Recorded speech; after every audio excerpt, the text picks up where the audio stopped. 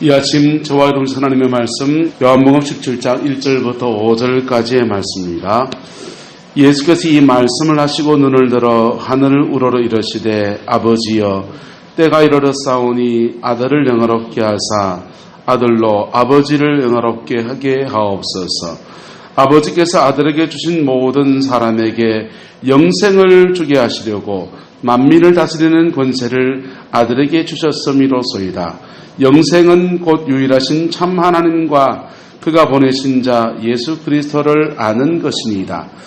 아버지께서 내게 하라고 준 일을 내가 이루어 아버지를 이 세상에서 영화롭게 하였사오니 아버지여 창세전에 내가 아버지와 함께 가졌던 영화로서 지금도 아버지와 함께 나를 영화롭게 하옵소서.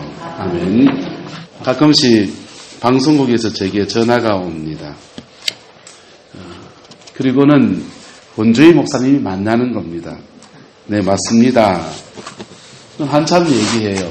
그리고 연락처도 묻고 이런저런 얘기를 한참 하는데 처음에 나를 찾는 줄 알았습니다. 근데 가만히 알고 보니까 제가 아니고 다른 원주희 목사님을 찾고 있었습니다. 그분은 샘물 호스피스 사역을 하시는 원주희 목사님입니다. 그분은 경기도 용인에서 샘물 호스피스 병원을 하시면서 그렇게 임종을 앞두고 있는 성도들 또는 환자들을 존엄사 기쁘게 복음 가지고서 천국 가는 길을 마지막 여정을 안내해 주는 사역을 하시는 분이세요. 이분은 원래 약사였습니다. 중앙대학교 약학대학을 졸업하고 약사로 이렇게 된 것입니다. 그런데 ROTC로 군대를 가가지고 군생활하는 중에 몸에 이상이 왔어요. 복통이 너무 심하게 오는데 본인이 약사니까 진통제 처방을 하고 스스로 자기를 치료해 보려고 애를 쓰는데 도대체 낫지를 않는 겁니다. 정말 이러다가 내가 죽는 거 아닌가 이런 고민과 번민이 되었을 때에 예수 믿는 크리스찬 군인들이 또 군종병들이 자기보다 부하가 되는 군종병들이 와가지고는 복음을 전해줍니다.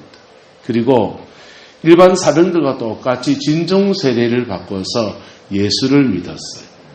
진중 세례를 받고 나니까 그 부대에 있는 예수 믿는 군인들이 다 몰려와가지고는 이 장교가 세례를 받았다 이랬죠. 그래서 아픈 환자를 놓고서 찬송하며 기도하며 그렇게 몇 시간을 그렇게 시간을 보냈습니다. 그리고는 몸에 있는 모든 통증이 다 나아버립니다. 너무 놀라가지고 의학을 공부하고 내가 약사인 나도 해결하지 못하는 것을 하나님이 정말 해결하시는구나 이렇게 깨닫게 되었어요. 그래서 이제 예수 믿는 약사가 되어서 잘 살아야 되겠다고 결단을 했습니다.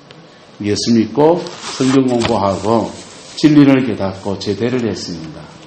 약국을 차렸습니다. 영등포 근처에다가 약국을 차렸습니다. 약국을 차려서 약사 일을 하는데 돈이 얼마나 잘 들어오는지요. 저녁 때가 돼서 돈을 세알해야 되는데 귀찮아가지고 집 던져놓고는 그렇게 살았다고 그래요. 그런데 어느 날 웬일인지 이쪽 가슴이 또 아프기 시작합니다. 왜 아프지 싶어서 병원에 갔더니 폐결핵이 찾아옵니다. 폐결핵이 찾아왔고 그 당시는 한국의 의술이 이렇게 그랬기 때문에 폐결핵 오면은 거의 죽어나가던 그런 때잖아요. 자기 스스로 약을 처방해 가면서 폐결핵과 싸우는 시간을 갖습니다. 그런데 예수를 믿는데도 그에게 죽음의 공포가 막 찾아오는, 이러다 내가 죽는 거 아닌가 그런 생각이 막 듭니다. 그러면서 기도원에 가서 스스로 이제 하나님께 부르짖기 시작합니다. 하나님의 얼굴을 구하고 전날의 군생활 중에 내 통증을 고쳐준 주님, 내가 예수 잘 믿으려고 그러니까 하나님 나를 좀 고쳐달라고 그렇게 기도했어요.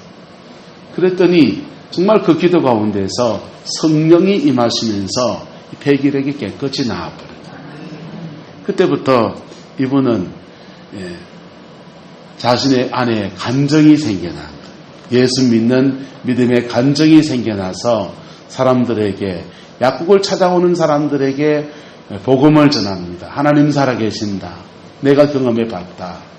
의학을 공부한 사람이 증거해 주니까 얼마나 이 간정이 약발이 먹히는지요. 그래서 약국을 통해서 참 많은 사람들이 예수님을 믿고 구원의 바늘에 들게 되었습니다. 이것도 이분에게 열정이 넘치는 것. 이것을 뛰어넘어서 또 뭘 해야 되겠다는 마음이 들었습니다. 그래서 봉고차를 사가지고요. 봉고차를 사서 전국을 누비고 다니면서 복음 전하는 일을 계속해 나갑니다. 복음을 막 전해 나가는데 어느 날 의학 잡지를 이렇게 보다 보니까 외국에서는 호스피스 사역이라는 것이 있다라는 것이 알려지는 거예요. 호스피스 사역이 뭐냐? 임종을 앞두고 있는 사람들에게 잘 죽는 것을 가르쳐주는 거예요. 옆 사람을 축복합시다. 잘 살아야 됩니다. 하나 더 합시다. 잘 죽어야 됩니다. 여러분, 잘 죽어야 되는 거예요. 잘 죽어야 되는 것에 관해서, 잘 죽는 것에 대해서 잡지에 써놓으면서 사람들을 임종, 죽음을 앞두고 있는 사람들에게 잘 죽는 것을 가이드해주는 그런 사역에 대해서 도전을 받았습니다. 그래서 약국 다 걷어치워버리고 호주로 가서 4년 동안 이 호스피스에 대해서 훈련을 받고 그것을 한국에 도입하는 그런 걸 해보겠다고 때려치우고 가겠다고 그랬더니 온 가족들이 여보 그거 때려치면 안 된다는 것. 그래서 타협을 본 것이 합동신학교에 신학교에 입학을 했어요. 합신이라고 하는 신학교에 입학을 해가지고는 이 호스피스 사역을 복지나 또는 존엄사나 인간이 살아가는 죽음을 준비하는 그런 사역을만 할 게 아니라 신앙 안에서 잘 죽는 것, 인생의 마지막 여정 마무리를 잘하는 것을 해주려고 하면 내가 신학적인 준비가 되어야 되겠다 해서 이분이 신학을 공부했습니다. 신학을 4년을 공부하고 목사 안수를 받았어요. 이분은요, 목사기도 하고 장의사기도 하고 그리고 약사기도 하고 그래서 용인에다가 병원을 처음 하나 차렸습니다. 샘물 호스피스 병원이라고 하는 병원을 차렸습니다.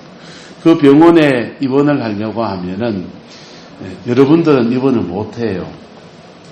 임종을 앞두고 있는 분들이 자기 생명의 마지막을 여기서 보내게 할 때 거기 들어가는 거.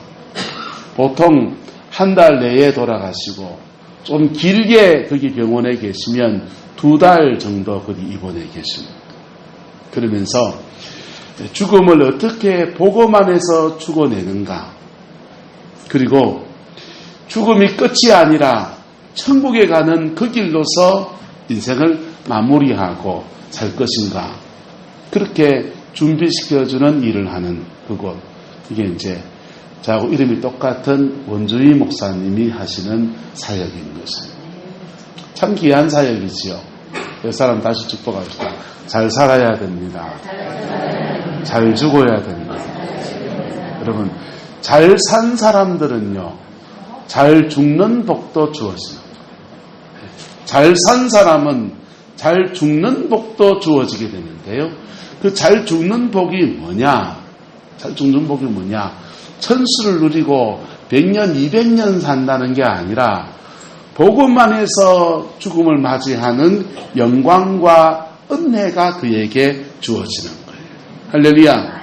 그 복이 저와 여러분의 있기를 예수님의 이름으로 축복합니다. 오늘 말씀은요, 예수님의 임종을 준비하는 그런 말씀이에요. 축복 어디 갔군요? 갑자기 내 주고 아예 있습니다. 예수님이 임종을 준비하시는데요. 예수님도 한 인생으로 이 땅에 오셨으니까 그분도 임종을 맞이하게 됩니다. 임종을 맞이하시는데 예수님은 십자가상에서 죽으시면서 그렇게 임종을 맞이하지 않습니까? 그래서 잡혀가고 제수로 신문을 받고 채찍질을 맞고 그리고 양팔에 못이 박히고 머리에 가시관을 쓰고 그렇게 임종을 맞이하게 되기 때문에 제자들, 그의 사랑하는 남아있는 사람들을 다독일 여유가 없어요. 그래서 요한복음 13장부터 시작해서 오늘 17장까지가 예수님의 다락방 담화라고 합니다. 주님은 이 다락방 담화 안에서 제자들을 다독이고 유언 같은 말씀들을 계속 하시다가 마지막에는 17장의 말씀으로 오늘 예수님의 다락방 담화가 마무리를 지어지는 거예요. 목사가 설교를 쭉 하고 나면 마지막에 뭐 합니까? 설교를 마무리하는 기도를 하잖아요. 어석군사 내가 뭐 한다고요? 마무리하는 기도한다. 그래서 그 마무리하는 기도를 하면서 이렇게 설교를 마무리하는데 예수님도 요한복음 13장부터 해서 17장까지 16장까지 쭉 말씀을 전하시고 17장에는 기도를 하면서 마무리를 지으시는 겁니다. 기도의 앞부분이 1장 1절부터 5절까지의 내용이에요. 이것은 자기를 위한 기도, 임종을 맞이하는 예수님 당신을 위한 기도의 내용으로 구성이 되어 있습니다. 그 기도, 예수님의 이 기도의 앞부분을 오늘 나누고 오후에는 이제 뒷부분 제자들을 위한 기도들로 이렇게 나누기를 원합니다. 자, 예수님의 기도의 첫 부분은 이렇게 시작합니다. 눈을 들어 하늘을 우러러 이르시되 아버지여 뭐가 이르러 싸우니 때가 이르러 싸우니 아들을 뭐하게 하사 영화롭게 하사 그랬어요. 영화롭게 하사 아들로 누구를 영화롭게 하옵소서 아버지를 영화롭게 하옵소서. 그렇게 주님의 기도는 이렇게 시작합니다. 여러분, 인생을 살아가면서 예수 믿는 사람은 순간순간 누구의 도우심을 입어야 합니까? 성령님의 도우심을 입을 때, 성령님의 도우심을 입을 때, 성령의 임재가 우리 안에 충만히 임하였을 때 그것을 영화라고 그래요. 뭐라고 그런다고요? 영화라고 그래요. 그 성령님의 도우심을 충만히 입을 때 그것이 영화이고 성령의 도우심을 안에서 내가 순간순간 믿음의 삶을 살아가는 고비고비마다 믿음의 결단을 하는 겁니다. 용서하기 어려운 사람이 있을 때 용서하기 어려운 그 상황 안에서 하나님 나는 용서해야 된다는 걸 아는데 용서할 힘이 내게 없나이다. 하나님 내게 도와주시옵소서 할 때 성령님이 내게 임하시고 그 성령님 안에서 우리의 마음을 풀어주시고 만져주시고 너끈히 용서할 수 있는 힘을 주시고 질병의 권세가 우리에게 닥칠 때에 하나님 내게 이런 병이 왔는데 나는 이길 힘이 없나이다. 하나님 나를 도와주시옵소서. 그렇기도 하면은 성령님의 능력이 우리에게 오셔서 그분의 영화가 우리에게 임하면서 우리가 우리 앞에 닥친 그 질병을 이길 수 있는 능력이 되어서 그렇게 하나님의 은혜가 내가 기도하는 것과 맞물리면서 능력 안에서 그걸 이기고 그리고 우리가 하나님 이렇게 승리하게 하신 이는 주님이시니이다 하면서 하나님께 영광을 돌리는 거예요. 여러분, 인생의 마지막 여정에서 예수님도 지금 무엇을 구하는 겁니까? 따라합시다. 아들을 영화롭게 하옵소서. 여러분을 바꿔서 주희를 내 이름 부르지 말고요. 여러분의 이름 부르면서 주희를 영화롭게 하옵소서. 바꿔 말하면 뭐냐면 성령을 내게 충만히 부어주셔서 나로 이 죽음 가운데 믿음을 가지고 살게 하시고 지나가게 하시고 이 죽음을 뚫고서 천국에 가는 것을 통해서 모든 사람들에게 하나님께 영광을 돌리게 하옵소서. 그러면 예수님은 십자가상의 죽음이 우리와의 죽음과 좀 다르지 않습니까? 모든 인류를 위해서 죄를 짊어지시고 그 죄사함과 속죄의 길을 여시는 죽음인데 사단이 얼마나 방해합니까? 그 속에서 하나님의 영광이 내게 와서 그 영광 안에서 마지막 인생의 사명을 내게 준 삶을 끝까지 잘 감당하여서 하나님께 영광 돌리게 하옵소서. 이게 예수님의 첫 번째 본인을 위한 기도인 것입니다.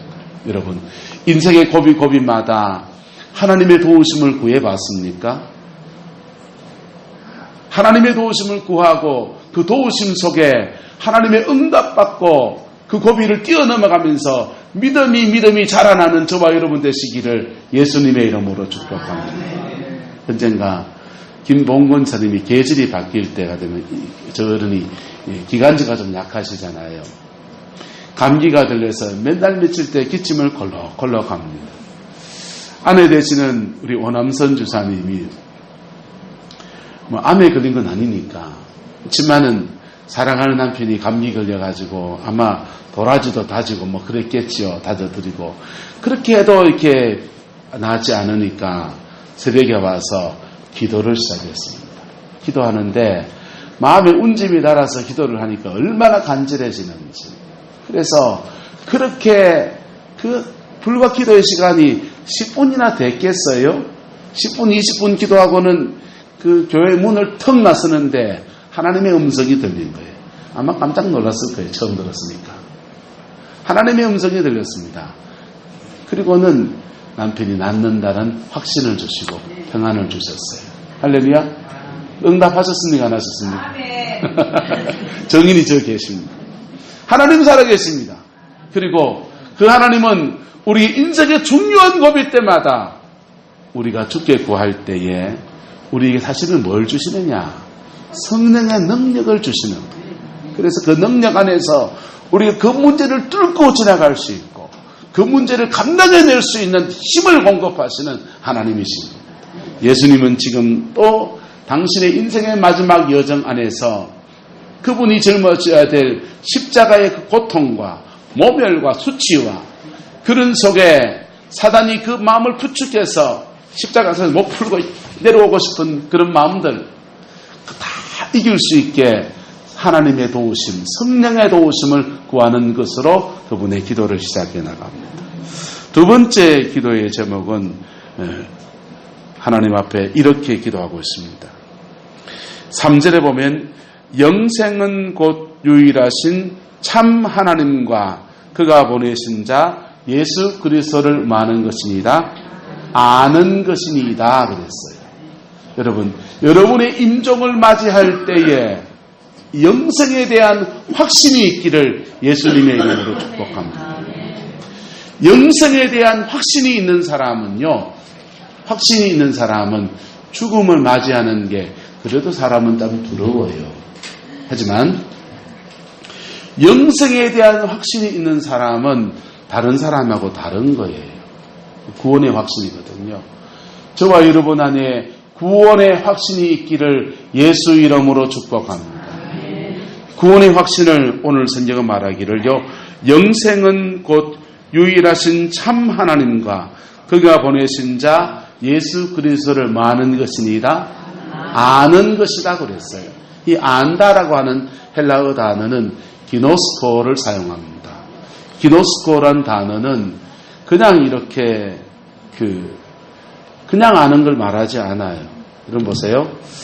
저는 공학을 공부를 해서 이 마이크가 어떻게 작동하는지를 원리를 알아요.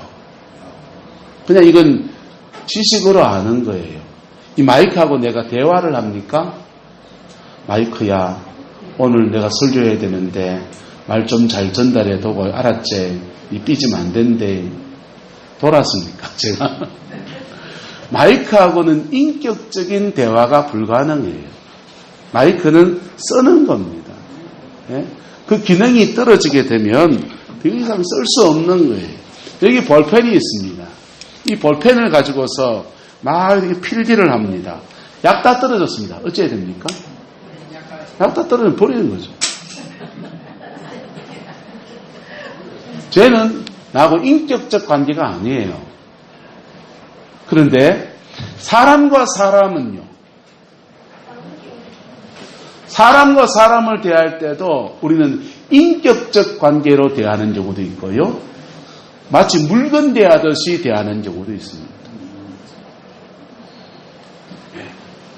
오늘 밭에 담매야 되는데 품꾼을 구하기 힘들어가지고 다른 사람들보다 좀 품삯을 좀 많이 줘가지고 오수꾼사님 품꾼으로 썼습니다. 우리 아는 사람 하면 안 되겠구나. 도구에 있는 누구누구를 품꾼으로 썼습니다. 근데 그 사람 와서 내하고 이바구를 잘해줘야 됩니까? 품삯 몫을 해줘야 됩니다. 쌍몫을 해줘야 돼요. 그래서 밥 내기를 잘해줘야 됩니다. 그리고는 주어진 일당을 제대로 줘야 돼요? 안 줘야 돼요? 제대로 줘야 돼요. 거기는 인격관계가 별로 중요하지 않습니다. 저는 물건을 살 때 인터넷으로 이렇게 많이 사는 편이에요. 토요일마다 청소하시는 분들하고 수고해 주시니까 김원조 권사님 안 아플 때는 토요일마다 저리 와서 밥도 챙겨주고 그냥 수고한다 그러고 입하고도 같이 하고 밥상머리 같이 먹고 그랬거든요. 참 맛있게 잘 먹었어요. 우리 권사님이 이제 병원에 입원하시고부터는 이제 그걸 해줄 사람이 없는 거예요. 그래서 이제 토요일마다 이제 인터넷으로 고기를 사가지고 500g 한 건입니까? 600g 한 건이군요. 500g짜리 고기를 돼지고기를 사면 태고리 이렇게 압착해가지고 옵니다. 그거를 냉장고에다 넣어놓고 냉동실에 넣어놓고 그걸 꺼내가지고 구워 먹어요. 구워 먹는데 저는 그 고기 누가 판 줄도 모릅니다. 그 고기 판 사람이 몸이 뚱뚱한지 볼쭉한지 아무것도 몰라요. 그냥 돼지고기 목살 제일 싸게 파는 게 어떤 건가 찾아보고 가격 적당하고 한번 그 사람 그 시범적으로 한 2덩이 정도 사봐요. 사보고 괜찮으면 그 사람에게 계속 주문을 합니다. 그래서 지금 맛있게 잘 먹고 있어요. 여러분, 그 고기 파는 사람하고 저하고 인격적 관계입니까? 이름도 모르고 성도 몰라요. 그냥 내한테 맞는 물건 보내주고 난 돈 보내고 그리고 받아서 우리 맛있게 먹으면 되는 거예요. 우리가 세상을 살면서 사람과 사람 사이에 인격적 관계를 갖는 것과 그냥 비인격적인 관계를 갖는 것은 다른 문제예요. 여러분이 가족들하고는 어떤 관계를 가져야 됩니까? 아내는 밥 해주는 사람입니까? 남편은 돈 벌어오는 기계입니까? 아버지는 은행 자판기 말하죠. 은행 금전 출납기입니까? 그렇게 생각하면 가족은 가족이란 의미를 잃어버리는 겁니다. 교회도 목사가 설교하는 기계입니까? 성도들은 교회에 청소하고 소재하고 하는 그런 일하는 시다발입니까? 교회도 하나님의 가족됨을 회복해야 합니다. 할렐루야. 가족됨을 회복해야 돼요. 무슨 일이 주어졌든지 그 일들 속에서 그 일뿐 아니라 하나님의 가족됨을 우리가 저와 여러분이 서로가 서로에게 하나님의 가족됨이 회복되어지는 공동체가 우리 성광교회이기를 소망합니다. 그런데 하나님과 우리와의 관계가 마치 이 기능적인 조직처럼 관계처럼 되어 있을 때 주님은 우리 병을 고쳐주시고 주님은 우리 가난을 해결해 주시고 주님은 우리 인생의 묶임과 결박들을 풀어주시고 근데 그렇게 해주는 자판기처럼 이해하면요 곤란한 것입니다. 영생은 유일하신 참 하나님과 그가 보내신 자 예수 그리스도를 뭐하는 것입니다? 아는 것입니다. 내가 그분을 인격적으로 알고 그분이 나를 인격적으로 알아주는 그게 바로 영생이라는 거예요. 네, 여러분 신앙생활하면서 예수님과의 관계가 이렇게 깊어지게 되기를 예수 이름으로 축복합니다. 우리는 더러 예수님의 어떤 기능들이 필요합니다. 그래서 구약의 이스라엘 백성들은요 하나님을 향해서 기능적인 이름들을 붙였어요.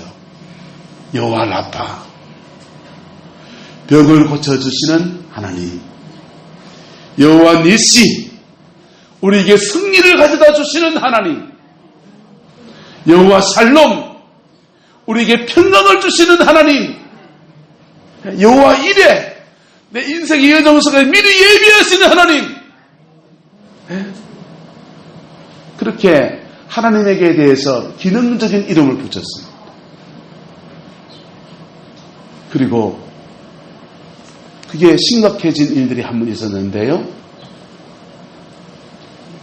사울 왕 때에 그들이 블레셋과 전쟁을 치르는데 늘 하나님의 임재가 있는 법궤를 앞세우고 전쟁을 치르면은 그 전쟁에서 늘 승리했거든. 여호와 니시. 그러면서 기능적인 그 하나님 여호와 니시를 기대하면서 성전에 있는 법궤를 끌어내다가 법궤를 앞세우고 전쟁을 치릅니다. 승리했을까요? 안 했을까요? 졌습니다. 졌고 법궤는 적진에 뺏긴 바 되었습니다. 법궤에 하나님의 임재가 없었습니까? 아니요. 블레셋상에 법궤가 갔는데 블레셋 사람들은요, 그들의 승리는 다곤신이 이스라엘 신 여호와 신보다 더 센 분이다 라고 하면서 자랑질하려고 법궤를 다곤 신당에 갖다 놨더니 그 다음날 아침이 되니까 다곤신이 첩퍼덕 엎어져 가지고는 온몸이 신상에 다 동광이 난 겁니다. 그리고 이 법궤를 다곤 신당에 둘 수 없어서 동네마다 옮겨놨더니 저주가 임하는데 막 질병에 걸리고 종기가 나고 재앙이 막 오는 거예요. 그래서 이 법궤를 우리 땅에 둘 수 없겠다. 만약 하나님이 살아계시다면, 이스라엘이 믿는데 하나님이 살아계시다면 이 법궤를 먹어가는 소가 웃길로 가지 않고 지길로 갈 거고, 아니면은 자기가 원하는 대로 가게 될 것이라고 하면서 어린 송아지를 딸린 암소에다가 법궤를 얹어가 이스라엘 땅을 보냅니다. 정상적으로 모종이 있는 어미소는 어디로 가야 됩니까? 송아지 전미를 가야 되잖아요. 그런데 법궤를 맨 소가 암소가 눈물을 절절 흘리면서 이스라엘 땅에 달려오는 거예요.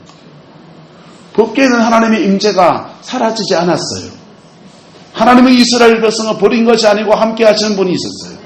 그런데 더 이상의 그 하나님의 함께 하심이 니시 승리는 아니었어요. 왜요? 따라합시다. 주님과 인격적 관계가 아니니까. 하나님과 나와 인격적 관계 안에서 주님은 여호와 니시로도 역사하시고 여호와 샬롬으로도 역사하시고 여호와 이레도 역사하시고 우리의 죽음을 뛰어넘는 영생으로도 역사하시는 거예요. 할렐루야. 그런데 주님과 인격적 관계가 비틀어진 사람들이 기능적으로 자판기에 돈 넣으면 타락하면서 콜라도 나오고 써니텐도 나오고 하듯이 그렇게 생각합니다.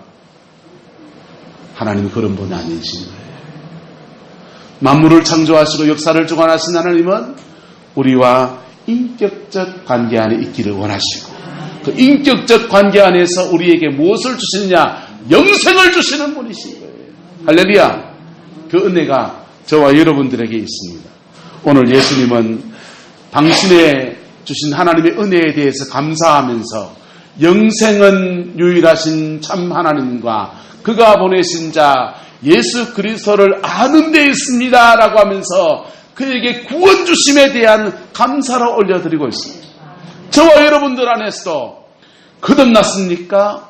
하나님의 생명이 저와 여러분 안에 있고 그 속에서 우리는 영생에 대한 확신을 가지고 죽음을 맞이하는 은혜를 입는 거예요.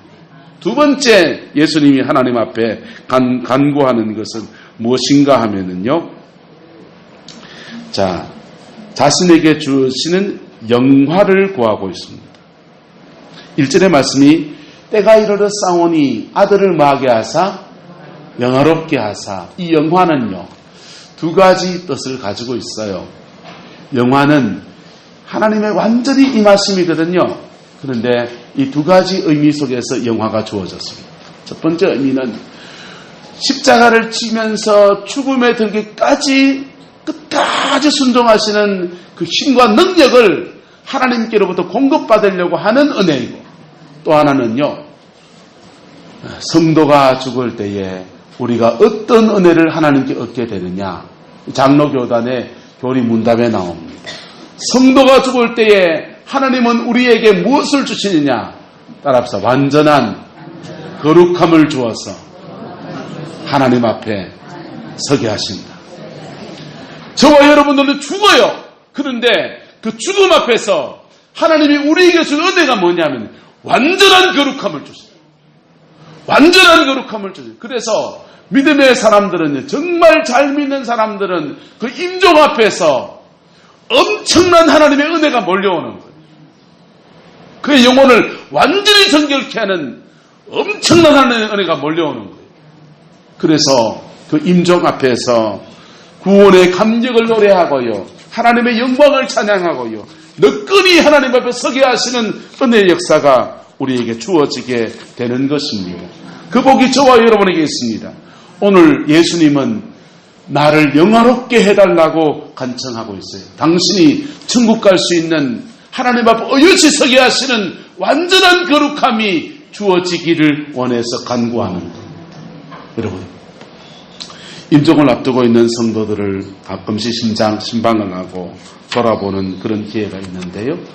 그럴 때 때로는 참 이해가 안 될 때가 있어요. 우리는 주로, 한국 사람 주로 임종을 앞두고 있는 분이라도 살려달라고 기도합니까? 천당 잘 가게 해달라고 기도합니까? 안정문 군의 그 복이 있기를 축복합니다. 산소호흡기 끼고 막 이렇게 걷는데도 하나님 어쨌든 살려달라고 기도를 좀 하는 편이잖아요. 그 살려달라고 기도하고, 또 나이가 40대나 50대쯤 된 분들은요, 그 무조건 잘 가게 해달라 해야 됩니까? 살려달라 해야 됩니까? 살려달라고 기도를 하는 거예요. 살려달라고 기도하고, 심지어는 하나님 앞에 뭘 걸기 시작합니다. 살려주시면 이래 살겠습니다 하고, 살려주시면 목회길을 가겠습니다. 그 타이틀을 걸면서 하나님 앞에 기도합니다. 그런데요, 그렇게 기도하고 막 기도하면 이상한 현상이 생기는데, 그 의식이 가물가물 죽어가던 사람이 살아나는 것과 같은 현상이 생기는, 와, 살아난다, 응답받았대, 이제 회복이 될 것이다 하고 기대하는데 웬걸 돌아가시는 거예요. 하나님 병 주고 약 주나 싶을 때. 그런데요, 제가 젊은 날 전사를 할 때 이런 일이 있었습니다. 임너미 집사님이라고 참 교회에 헌신적인 분이고, 자기의 두 아들이, 동생이 신학을 하는데 두 동생을 신학하는 것을 뒷바라지 하느라고 자신은 결혼을 늦추고 결혼 자금을 다 틀어서 동생 신학 공부를 시켰어요. 그래서 결혼이 늦어지고 가난한 집에 시집 가려고 하니까 아무것도 준비가 안 돼 있으니까 재혼 자리에 시집을 간 겁니다. 재혼 자리에 시집 가서 재혼을 했는데 딸을 둘이를 낳고, 가난한 집에, 이분도 가난한 집이고 저분도 가난한 집이고, 둘이 가난하니까 먹고 살려고 몸부림치면서 일을 하면서 살아갑니다. 남편은 목수가 돼서 건설 노동자로 일을 하시고, 부인 집사님은 공장에 가서 방직 공장에 일을 하면서 그렇게 인생을 사는 거예요. 그런데 이분에게 위암이 왔어요. 위암이 와가지고 그 암투병을 하는데, 기도원에 가서 계대병원에서 아무 소용이 없다고 하니까 기도원에 가서 기도하면서 하나님 살려달라고 기도합니다. 하나님 저 살려주시면 방탱이 장사를 하더라도 복음 전하며 살겠습니다. 소원하면서 타이틀 걸어가면서 기도하십니다. 그런데 정말 기도하는 가운데 몸이 막 회복되어지는 거예요. 그래서 온 교인들은 그 기도의 응답 속에서 살아날 거라고 기대하면서 박수를 치면서 그러는데 돌아가신 거예요. 돌아가는 장례식을 치르고 집으로 이렇게 돌아오면서 연구차를 타고 돌아오면서 하나님한테 제가 당돌하게 질문하기 시작했습니다.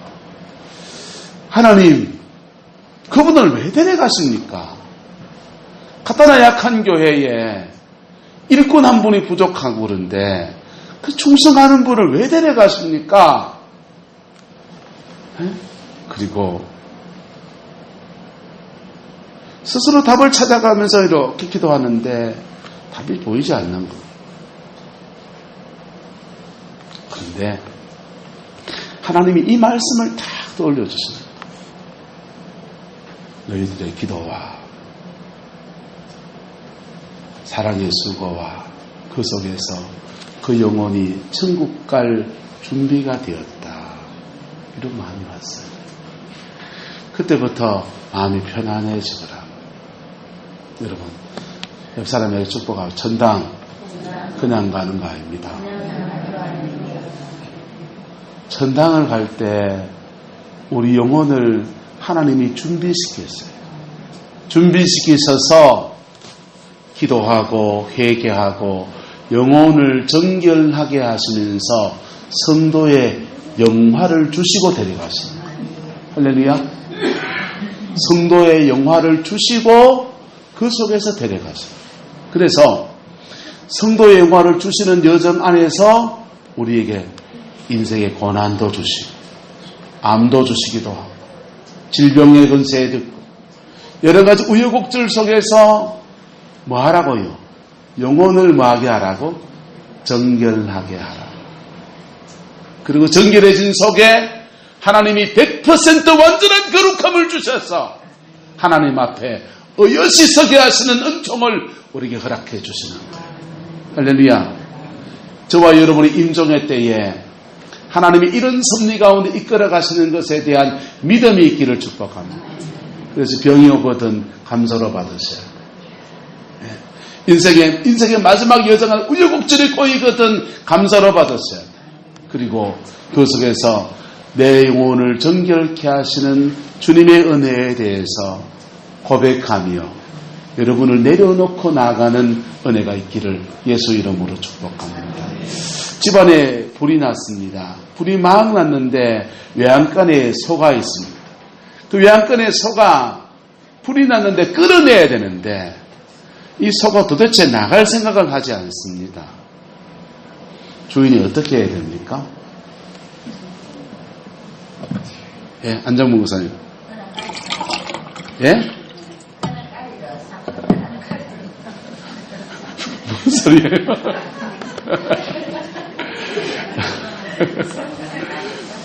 한 지혜로운 주인이 어떻게 했냐면 소 요물통을 밖에다 집어 던져요. 소 요물통을 밖에다 집어 던지니까 소가 외양간에 먹을 게 이제 있어요, 없어요? 없지요. 아, 여기는 더 이상 살 데가 못 되는구나 하면서 주인이 끄는 대로 따라 나오더라는 거예요. 여러분, 우리가 임종이라는 죽음이라는 것을 맞이하는 여정 안에서 하나님은 우리에게 세상 것들을 끊어지게 하십니다. 세상 것들을 끊어지게 하시는데 끊어지게 하시는 속에 왜 자식은 날 버리나? 왜 내 몸은 이래 아프나? 그래 하지 말고 여물통을 치우시는 것은 우리를 천국으로 이끌어 가시는 하나님의 섭리가 시작되는 것으로 믿음으로 받아들이는 은혜도 있기를 예수 이름으로 축복합니다. 그러면서 여러분의 영혼을 뭐 해야 됩니까? 준비해야 합니다. 여러분의 영혼을 뭐 해야 된다고요? 준비해야 됩니다. 내가 준비하는 것에다가 하나님이 이끌으시는 역사가 확 이루어지면서 성도의 영화가 이루어집니다. 성도의 영화가. 예수님의 세 번째 감사가 있습니다. 예수님이 마지막 사명을 남겨두고 있지만은 예수님의 공생의 3년 동안의 인생 속에서 하나님이 예수님에게 맡기신 일들에 대해서 주님이 충성했어요. 4절에 보면요. 아버지께서 내게 하라고 주신 일을 내가 이루어 아버지를 이 세상에서 뭐 하겠다 합니까? 영화롭게 하였사오니 이렇게 말하고 있습니다. 예수님도 인생에 고비들이 많았습니다. 인생에 고비들 많았는데 그 고비마다 믿음으로 나가면서 하나님이 맡기신 일이라고 하면은 최선을 다해서 그의 사명을 감당했습니다. 그래서 인생 마지막 여정 안에서 돌아보니까 고비마다 주님의 은혜이고 그 일들 속에서 내가 끝까지 사명을 감당할 수 있었습니다. 라고 고백하고 있는 것입니다. 여러분의 인생을 지금 돌아보십시오. 그리고 지금 하나님이 여러분에게 맡겨진 일들 속에서 내가 하나님 앞에 무엇을 남겼는가를 한번 볼 수 있기를 바랍니다. 하나님은 저와 여러분들에게 사랑하는 가족이라는 것들을 맡겨주었어요. 가족들 속에서 적어도 가족 공동체 안에서는 빛으로 소금으로 살아내. 적어도 가족 공동체 안에서는 믿음의 어머니가 되고, 적어도 가족 공동체 안에서는 믿음의 아버지가 되고, 네? 세상을 좀 놔두고더라도요. 적어도 가족 공동체 안에서는 인격을 나누는 관계잖아요. 물건을 사고 팔고 그냥 아무도 모르는 사람하고 그냥 막 주고받고 하는 관계가 아니잖아요.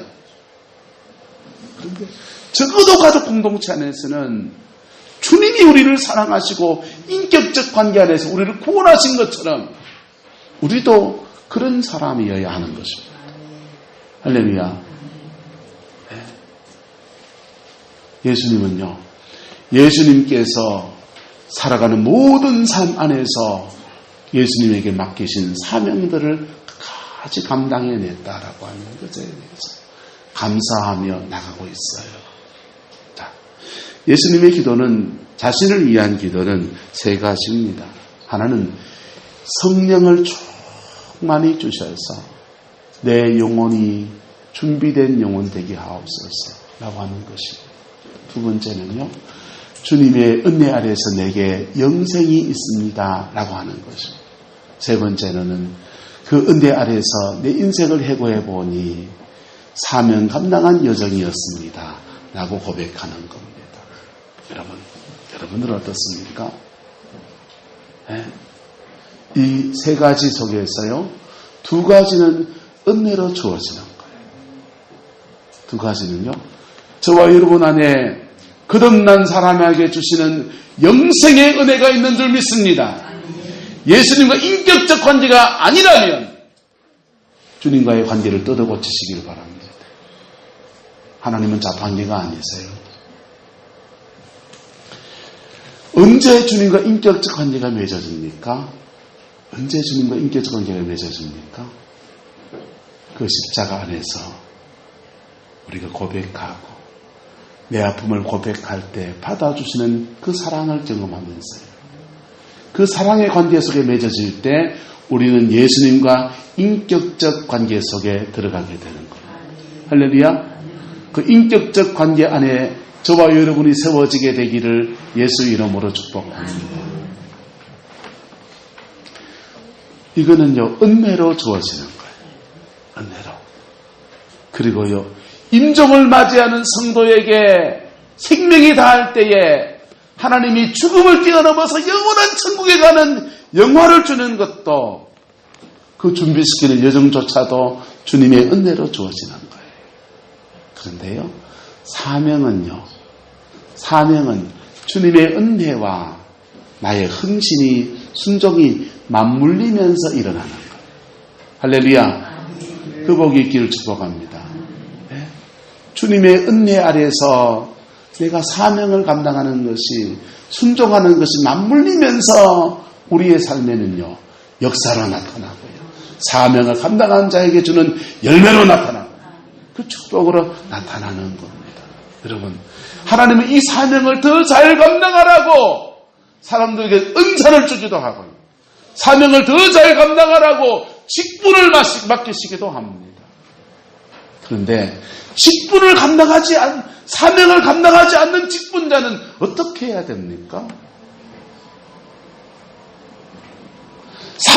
감당하지 않는데 그 직분은요, 한자로 옥상옥이라고 하는 거예요. 뭐라고 한다고요? 옥상옥. 옥상이 하나 있으면 되는데 그 위에 하나 더 생겨버리는 거예요. 괜히 무슨 일이 보고치기만 더 많아지는 걸 옥상옥이라고 그래요. 여러분, 교회 일이든지 가정의 일이든지 여러분, 우리에게 주어진 사명 앞에 겸허한 사람이 되기를 예수님의 이름으로 축복합니다. 그러면 그 사명을 잘 감당하는 것들은요, 천국에서 놀라운 상이 되는 거예요. 의의 면류관, 영광의 면류관, 생명의 면류관. 천국에서는 상이라고 하고요. 이 땅에서는 뭐라고 하고요? 천국에서는 상이고, 이 땅에서는 열매, 이 땅에서는 열매라고 하는 거예요. 이 땅에서 열매가 있고 천국에 상이 쌓여지는 여러분 인생의 노년의 상이 되기를 예수 이름으로 축복합니다. 여러분, 지나간 날처럼 살지 마세요. 우리는 지금 사순절을 보내고 있습니다. 봄이 됐으니까 다들 바쁘실 겁니다. 신혼아빠 수확하고요. 예, 시금치 다 장만해가지고 토마토 모종을 심고요. 하우스 열어 다 닫았다. 네, 그리고 논에 물대를 준비하고요. 여러 가지 일들이 바쁠 거예요. 그런데 그렇게 주어진 인생에 충실하게 사는 것 참 중요하지만은 이 사순절의 의미를 새기면서 살아가는 은혜가 있기를 축복합니다. 나는 사람들과 어떤 인격적 관계를 가졌는가? 나는 하나님과 어떤 인격적 관계를 가졌는가? 그 인격적 관계를 가지는 속에서 하나님은 성령을 부어주시고 은혜를 부어주시고 문제를 뛰어넘는 힘을 주시고 하면서 우리는 우리의 삶의 열매를 맺고 천국의 상을 쌓아가는 거예요. 그리고 그 관계 안에서 그 정점이 마지막 생명이 다하는 날에 예수님처럼 이렇게 기도하는 겁니다. 찬송 하나만 할까요? 내 인생 여정 끝내어 강 건너 언덕 이를 때 하늘 문 향해 말하리 예수 인도하셨네. 매일 발걸음마다 예수 인도하셨네. 나의 무거운 죄짐을 모두 벗고 하는 말 예수 인도하셨네. D.L. 모디란 사람이요, 위대한 부흥사지 않습니까? 그분이 숨을 거두기 전에 이런 말을 남겼습니다. 그의 임종을 지켜보던 아들 윌리엄에게 이렇게 말합니다. 땅은 물러가고 내 앞에 하늘이 열리는구나. 아, 이것은 꿈이 아니다. 윌리엄, 이것은 아름답구나. 이것이 바로 죽음이라면 죽음은 감미로운 것이로구나. 여기에는 골짜기도 없다. 하나님이 나를 부르신다. 나는 가야겠다. 그리고 D.L. 모디는 가족 모두를 다 불러들여서 그리고 임종을 맞이하고 유언을 합니다. 그리고 갑자기 이런 말을 합니다. D.L. 모디에게도 아픔이 있었는데 어린 손자 도와이어트와 손자 아이린이 그 자리에 없었어요. 왜냐하면 두 아이들은 먼저 죽었거든요. 근데 임종을 맞이하기 직전에 모디가 말합니다. 얼굴이 환해지면서 외쳤어요. 도와이어트, 아이린, 아이들이 저기 있구나. 나는 그들을 볼 수 있다. 그러면서 임종을 맞이했어요. 여러분의 임종의 때에 어떨 것 같습니까? 요즘은요, 장례를 치르면서 안타까운 거는 임종 사연을 잘 못 들어요. 다들 중환자실에 호스 꽂고 돌아가시는 바람에 임종 사연을 잘 듣지를 못합니다. 근데요, 옛날 장례 집례할 때는요, 그 임종 사연을 듣는 것들이 장례식의 기쁨이었습니다. 은혜를 나누는 감격의 시간이었습니다. 여러분의 임종 때에 누가 들어주든지 안 들어주든지 이런 주님이 여러분을 맞아주시는 은혜가 있음을 선포합니다. 그 은혜 속에서 우리의 남은 인생을 사명을 감당하는 생으로 살아내기를 예수님의 이름으로 축복합니다. 기도하겠습니다. 사랑과 은혜가 많으신 아버지 하나님, 오늘도 주님의 말씀 앞에 섭니다. 피 묻은 십자가를 통해서 우리 영혼의 구원을 이루어 주시고 이 구원 속에서 인생의 마지막 여정까지 함께해 주시다가 모두가 우리를 버릴 때에도, 모두가 우리를 떠날 때에도, 모두가 우리가 함께할 수 없는 그 죽음의 순간에도 우리를 붙들어서 넉넉히 천국에 들어가게 하실 주님의 은혜를 찬양합니다. 그 은혜 아래에서 우리의 남은 인생 성령의 도우심 받아서 승리하는 생이 되게 축복하여 주시고 남은 인생의 열매 맺는 생이 되게 하나님 주장하여 주셔서 천국에선 상이요 우리의 인생은 열매이고 우리의 자녀들에게 믿음의 유업을 넘겨줄 수 있는 은혜가 있게 축복하여 주시옵소서. 여호와께서 함께해 주시길 원합니다. 지금은 우리 구주 예수 그리스도의 은혜와 우리 하나님의 그 크신 사랑과 성령 하나님의 내주 교통하시며 우리의 삶을 진리 가운데 이끄시고 죽음 앞에서라도 영생의 선물을 주시는 그 놀라운 역사가 오늘 믿음으로 예배를 드리고 남은 인생을 주님 앞에 살기 원하는 성광의 모든 성도들 위해 그의 자녀들 위해 지금부터 영원토록 함께 계시기를 간절히 축원하옵나이다.